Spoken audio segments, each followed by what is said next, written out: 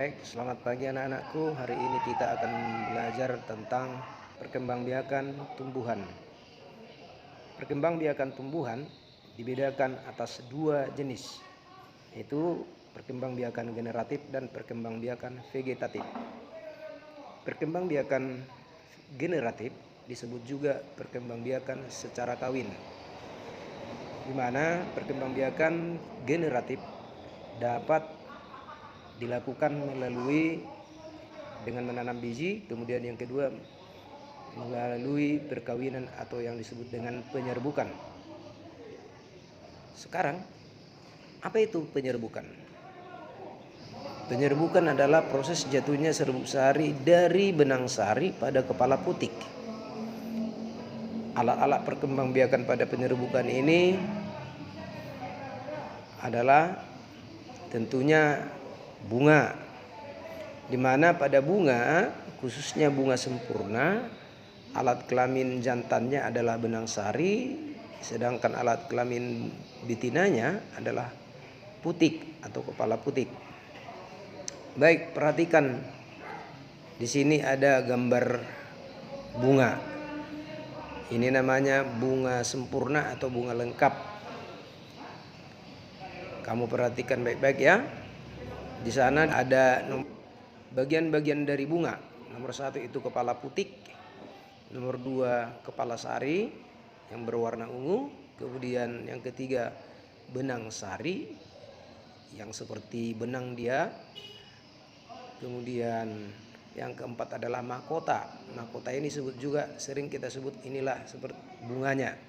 Kemudian yang kelima ada bakal biji, yang keenam adalah kelopak bunga, yang ketujuh tangkai bunga, dan yang kedelapan adalah dasar bunga. Bisa kamu lihat kepala putik dan benang sari. Inilah yang berfungsi sebagai alat kelamin pada bunga, sebagai alat kelamin jantan maupun betina. Baik, kita lanjut. Macam-macam penyerbukan. Penyerbukan terbagi atas 4 jenis, yaitu penyerbukan sendiri, disebut juga autogami, bisa dilihat gambarnya. Katakan penyerbukan sendiri karena penyerbukan terjadi pada bunga itu sendiri tanpa ada hubungannya dengan bunga yang lain. Yang kedua, penyerbukan tetangga. Kenapa dikatakan penyerbukan tetangga? Adalah penyerbukan ini terjadi tumbuhan atau satu pohon itu sendiri. Yang ketiga namanya penyerbukan silang atau disebut dengan alogami. Apa itu penyerbukan silang? Penyerbukan silang itu adalah penyerbukan yang terjadi dari satu bunga ke bunga yang lain, tetapi dia masih satu jenis bunganya.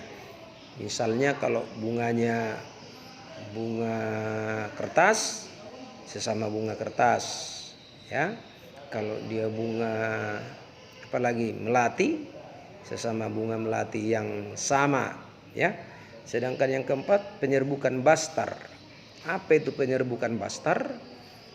Penyerbukan bastar adalah penyerbukan dari satu bunga ke bunga yang lain.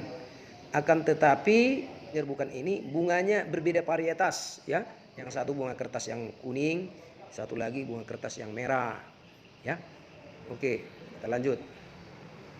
Bagaimana proses terjadinya penyerbukan itu? Nah, perhatikan baik-baik. Pada gambar berikut Bapak sudah sajikan jatuhnya serbuk sari pada kepala putik bisa dibantu oleh angin, manusia maupun hewan, ya. Jadi saat terjadi angin, serbuk sari dari satu bunga terbang melayang, kemudian jatuh tepat pada bunga yang lain, pada kepala putiknya, maka terjadilah yang namanya penyerbukan.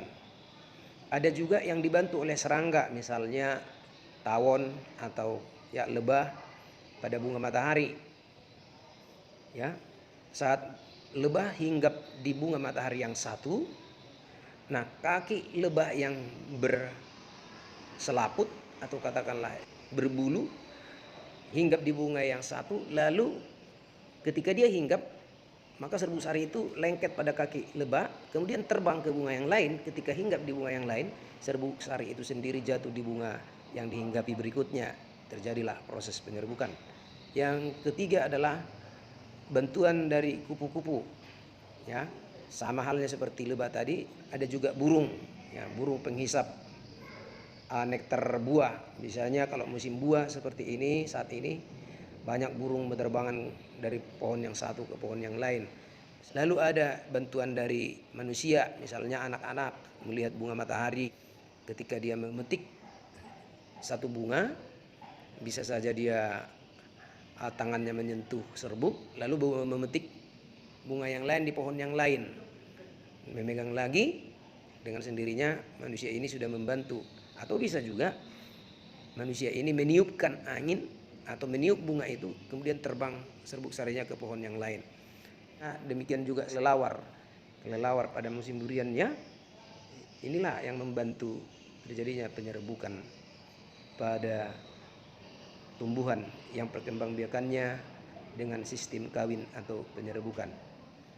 Baik, kita lanjut berikutnya, perkembangbiakan vegetatif. Apa itu perkembangbiakan vegetatif? Perkembangbiakan vegetatif adalah secara tidak kawin, berarti tidak dipengaruhi oleh tumbuh hidup yang lain. Perkembangbiakan vegetatif ada dua jenis, ada yang alami, ada yang buatan. Perkembangbiakan vegetatif alami yaitu perkembangbiakan tumbuhan secara vegetatif tanpa bantuan manusia. Nah, bagaimana cara perkembangbiakan vegetatif alami dapat dilakukan? Yaitu dengan yang pertama membelah diri, contohnya ganggang hijau.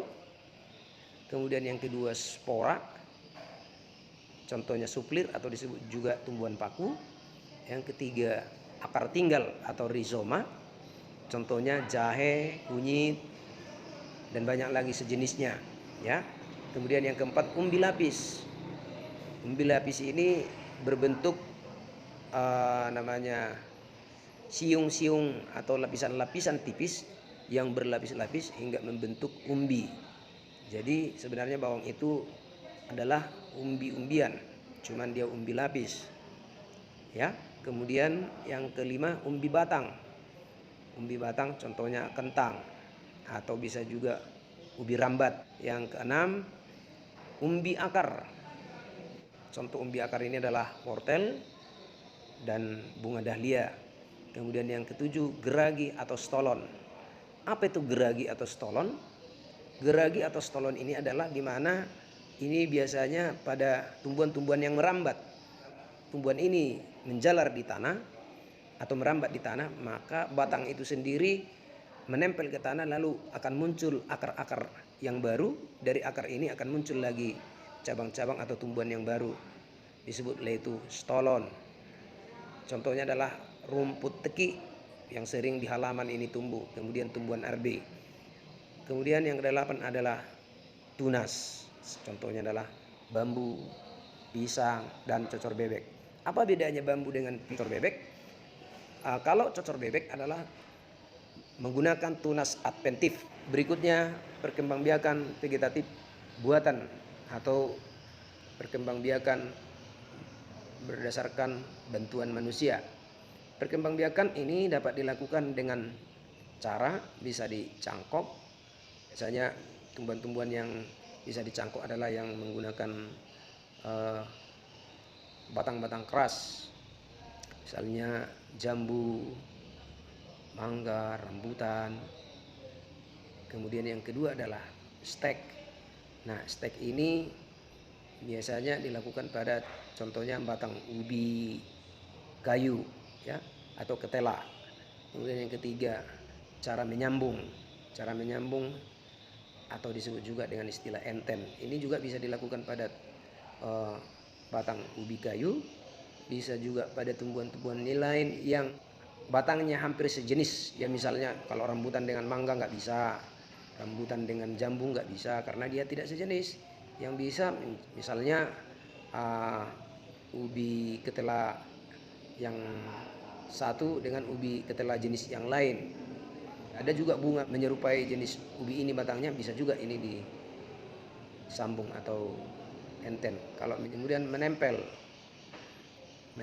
atau okulasi, ini biasanya juga hampir mirip dengan menyambung. Kemudian kultur jaringan. Apa ini kultur jaringan?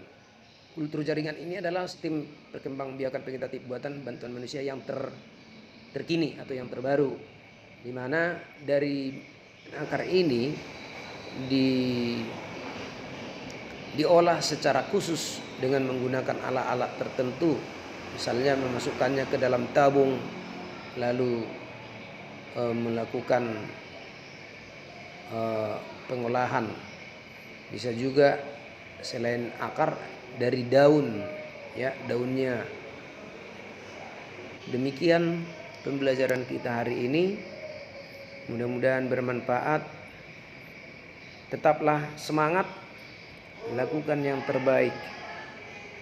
Terima kasih. Semoga kalian semua dalam keadaan sehat dan Tuhan memberkati kita semua. Amin.